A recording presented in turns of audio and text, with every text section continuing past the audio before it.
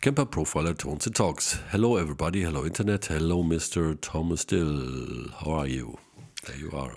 Hi, Tom. I'm fine. I hope you're a bit better today. Well, you can hear it. Yes.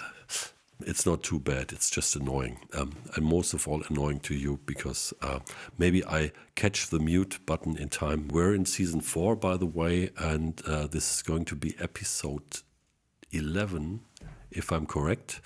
If not, it doesn't matter at all, because that's another thing. We're doing this for 2 full years now, so people. And we haven't missed one single show, and that's basically thanks to Mr. Thomas Dill, who, doesn't stop preparing stuff for us and preparing the examples and thinking about appropriate things to play to demonstrate these tones and features and whatever. So from my side, Thomas, officially, thanks a lot for all your support and, helping us all to understand the world of guitar tone and the world of the Kemper Profiler a little bit better. And looking into 2025 and the NAMM show, I think it's going to be interesting what's happening and what's not happening in the guitar tone world.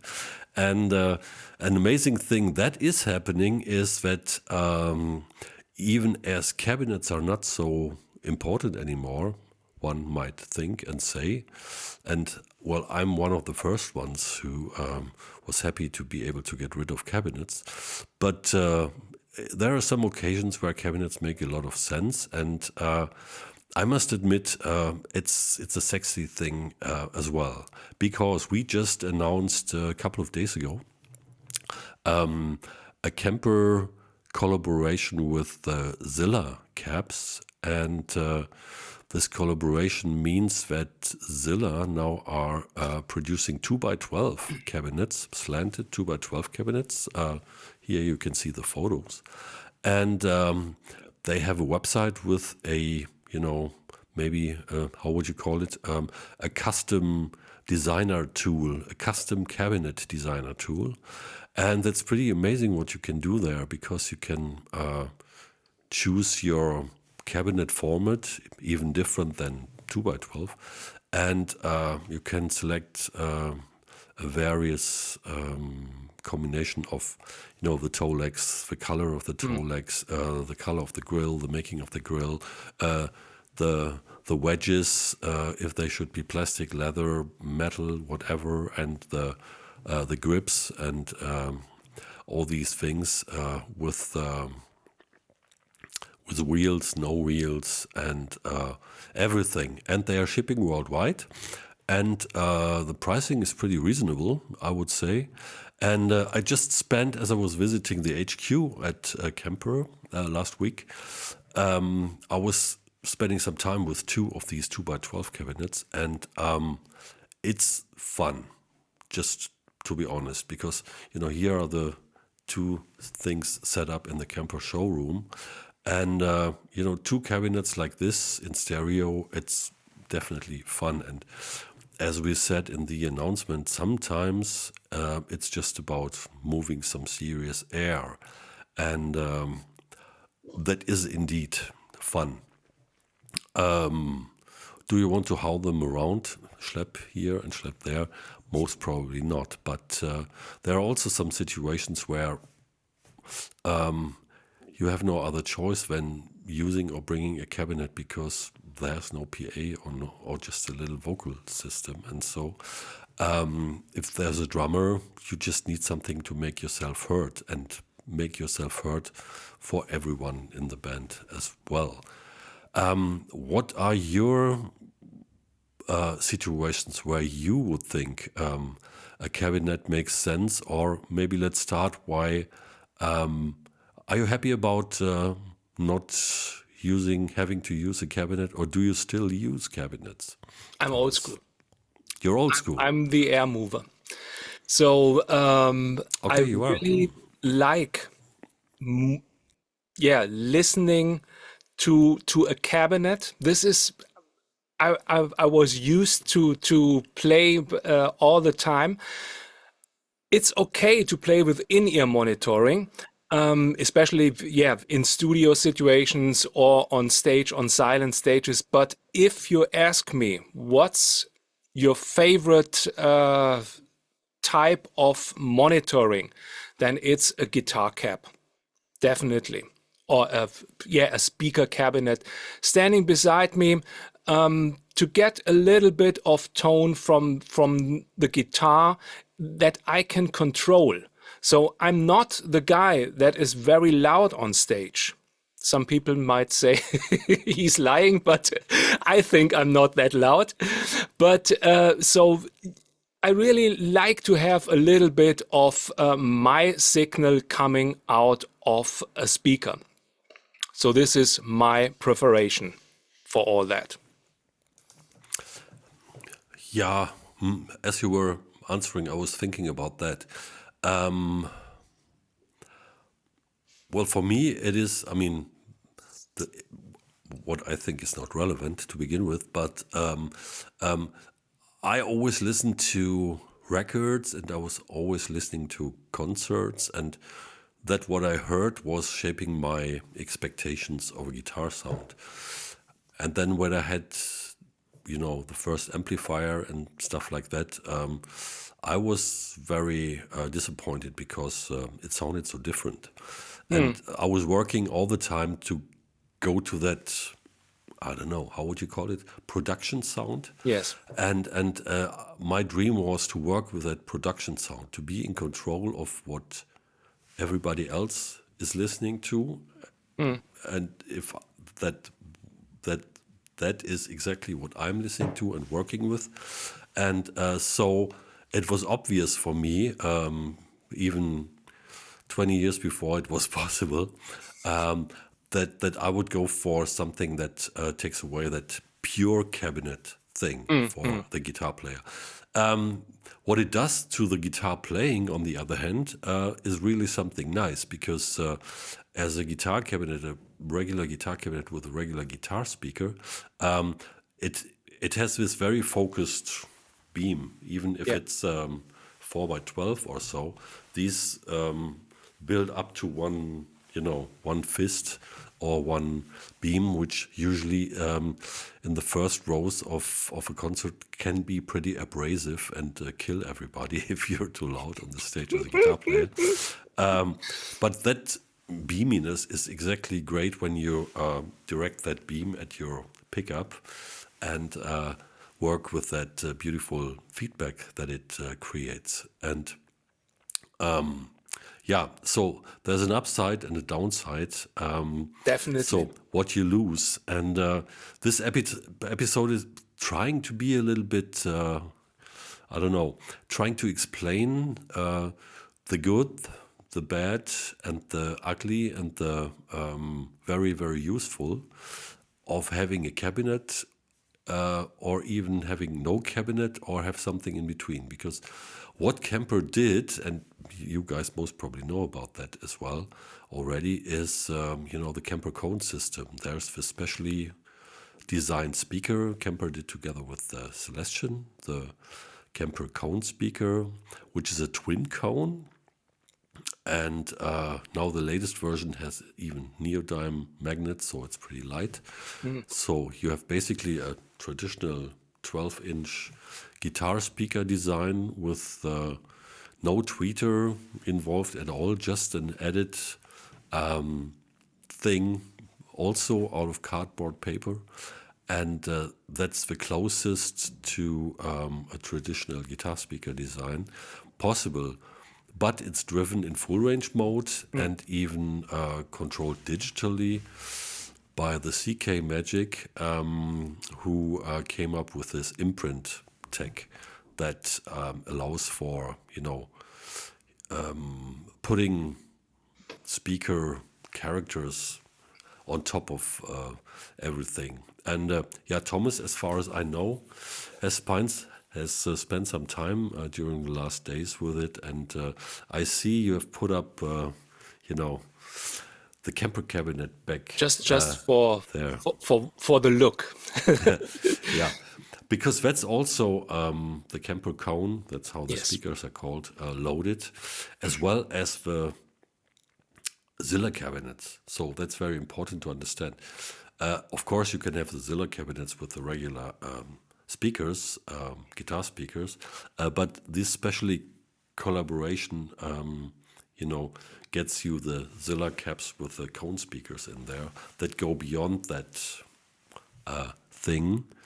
Let's see here that Thomas has put up there, and yeah, what's your approach and what's your suggestion on how to approach it when you are interested in this and want to use it for the first time? You need to check it out. You need to understand what this Kemper cone system does. So it's not only a full range speaker. It's, as you said, Tom, a very flexible system to get, let's say, a full range speaker for one rig for acoustic guitar.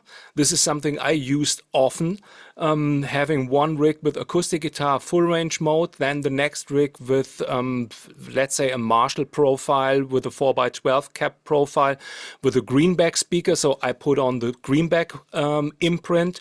Then for the AC30 speakers, I have the Celestian Blue imprint, so you can really change these tones and these sounds and get a little bit closer to the stage sound of the original profile. And you're flexible because you have this full range mode also available. So this is the first thing. I have prepared some stuff with the Profiler player because there are some things to think about on the Profiler player, and very important is this cone speaker is best or makes only sense when you're using the cone settings that are here available in the rig manager. You can have the cone settings on the Profiler head and rack and stage. You have the settings in the Profiler's display, but with the Profiler player, you can only adjust it with the rig manager. So here we are with the player. And there is one button. This is the wireless button, and here is the cone button and the LED. And the LED is turned off, so there is no cone activated. If you press this button a little bit longer, then it lights up in white.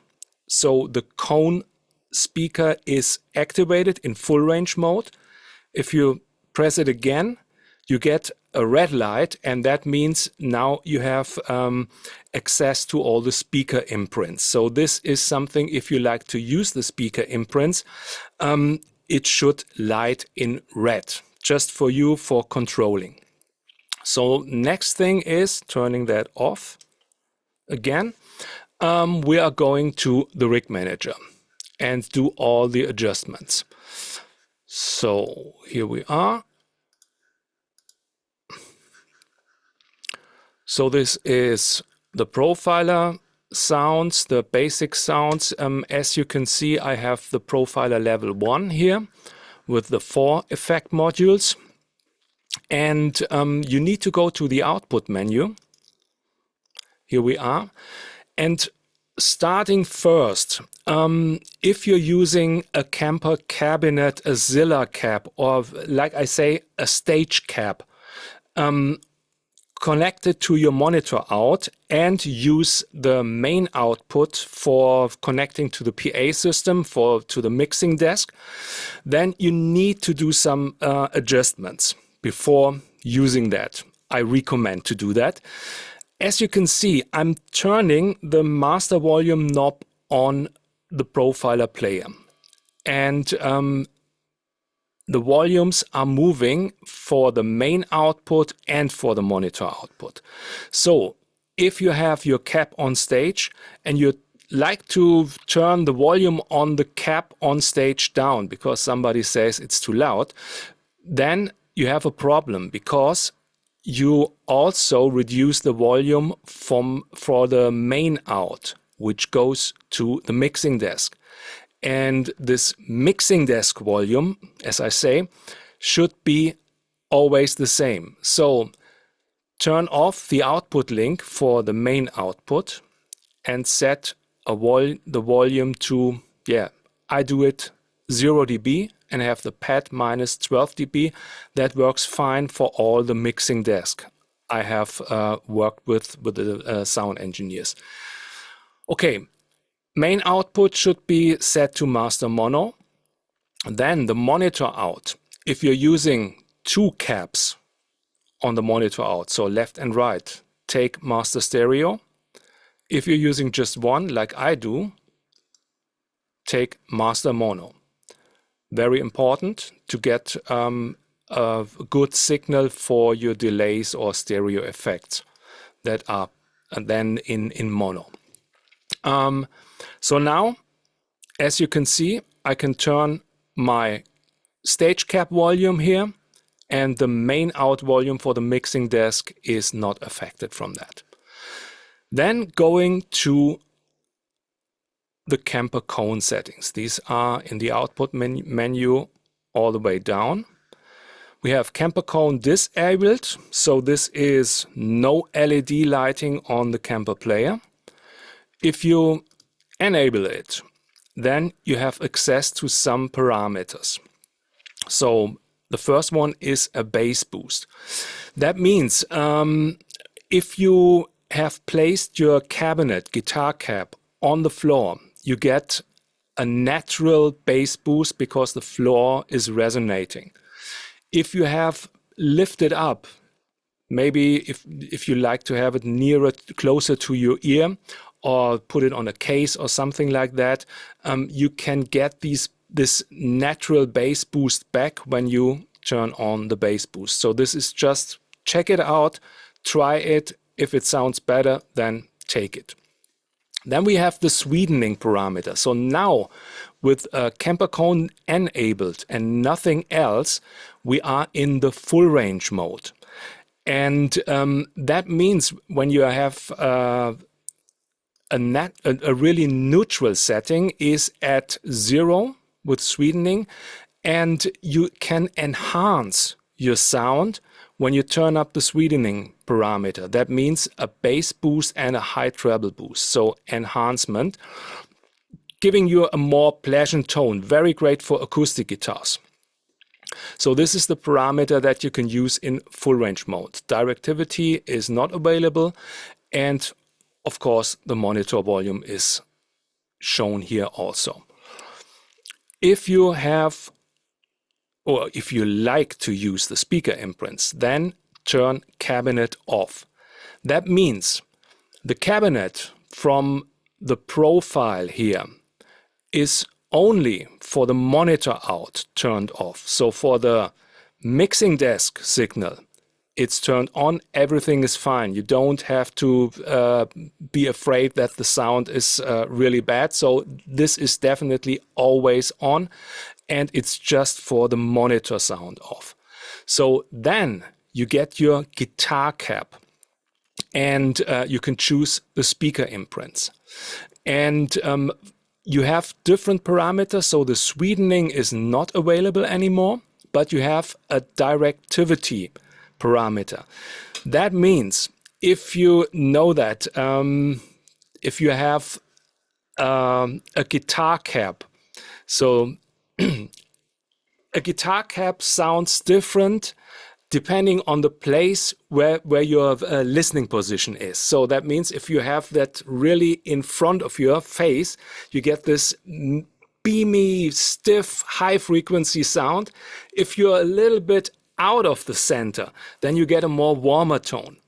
With the Kemper cone, it doesn't have these different sounds depending on the listening position, but you can adjust with the directivity parameter this typical tone, which means in terms for guitar players, I go back to the rig manager, very easy.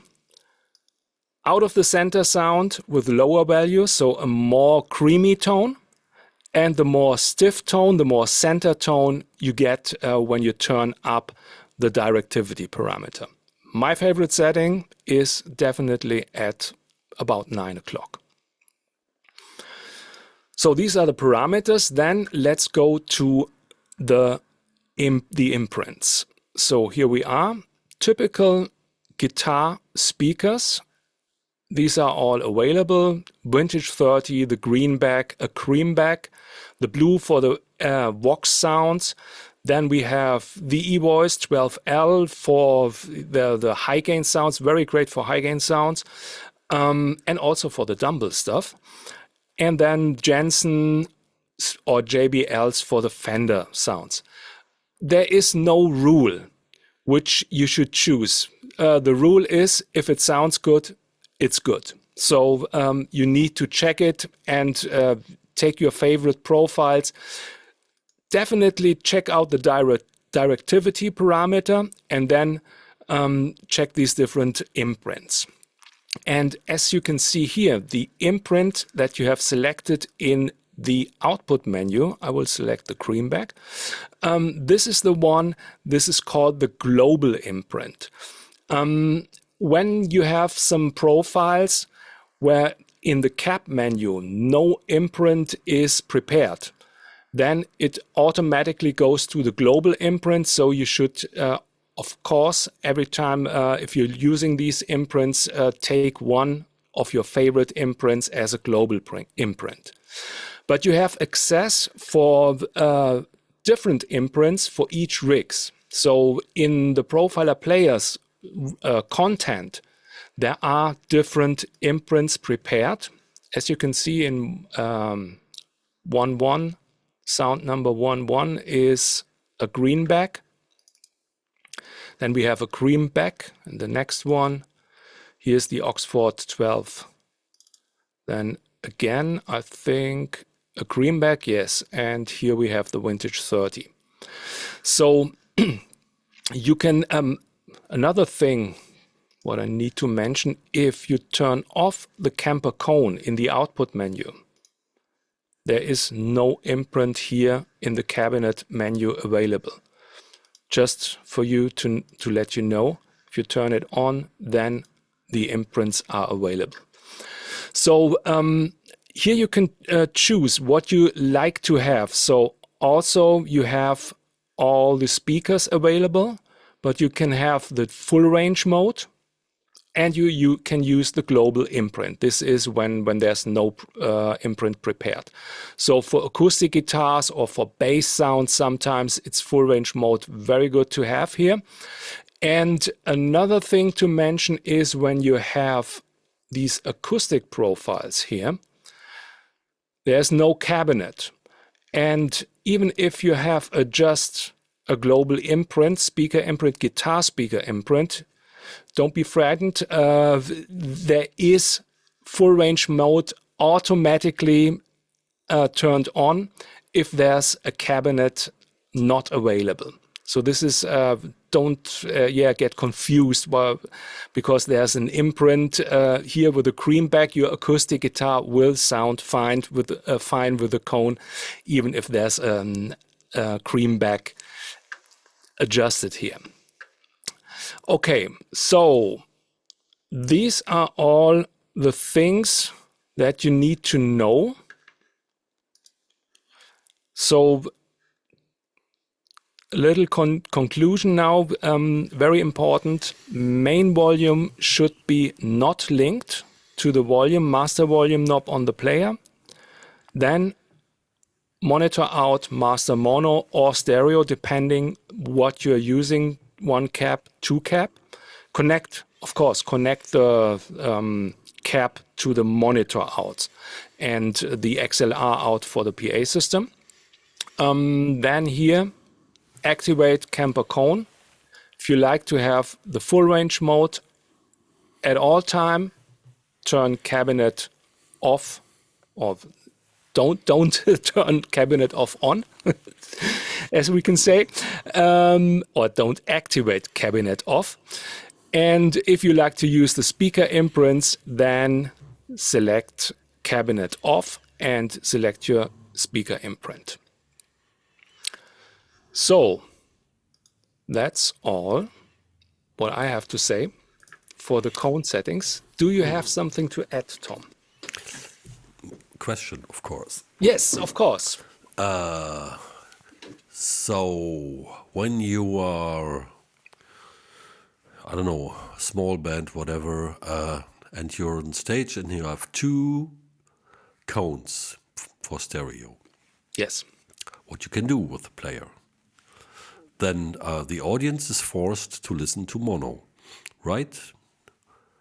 Because there's only the XLR out that works for Yes. FOH, Yes. FOH then. Okay. Here's a tip that makes audiophile people cringe, most probably, for sure. But you can also use then the stereo, the headphone out, to go to FOH. Have you tried that? How that works? If you take this, for example, into your audio interface or whatever. Because I tried that and I was quite amazed, because in some side sentences, the engineers were discussing the hardware setup of the player, and I overheard that they have this high power, whatever special headphone amp in there, and I thought, what does that mean? And I tried it, and it sounds, of course, great with headphones, but then I connected this to the input of a mixing desk, and I was quite amazed. So that's a little bit of a hack, of course, but you have a stereo quarter jack connection there, and with the typical, insert cable, the stereo one, into line outs, you could go into a, I don't know, DI box, or directly with an XLR end into a mixing board. Something like that. Yeah, something like that. So you can use just a regular cable, right? Or quarter inch is that one? Yes, and take two other cables to go to the DI box.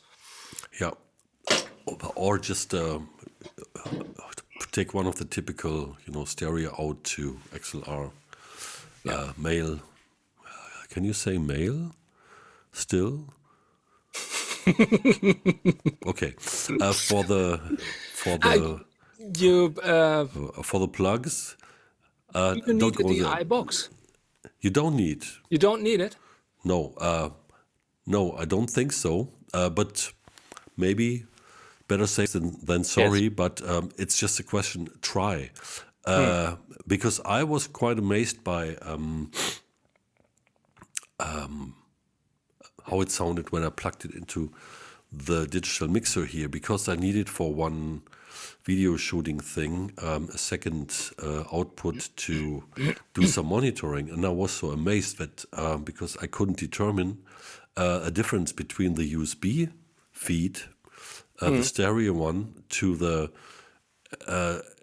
extra two channels which went to the analog microphone line inputs that came out of the stereo, that came out of the headphone socket. And so that's something worth checking out, because otherwise you can use speakers and do stereo stuff on stage, but the audience doesn't get stereo stuff, which sometimes makes no sense to use stereo for the audience, depending on, your setup. But if so, there is a solution that is a hack, but it does work. Important from my side is to unlock the volume of the phones out. Yeah, that's another thing that should. Oh, unlink. So Yeah. So that if it's linked, you can see it. I'm turning the volume on the player, and do the same as your main out. Set it to an appropriate level. I think this should be not that high, because there's a headphone amp So it has definitely a high output level, I think. You need to check that out. But yeah, great idea to use stereo monitoring and stereo PA system sound. Because then you're basically in the same ballpark as the big guys, Yeah. stage, head, and rack, for the versatility in terms of the monitoring stuff. And I don't know if that's still the case, but for a long time the profilers were the only devices that were capable of running guitar cabinets on stage and a full range signal to FOH at the same time. And I think some other brands caught up there, but it's still a pretty unique feature. Yeah.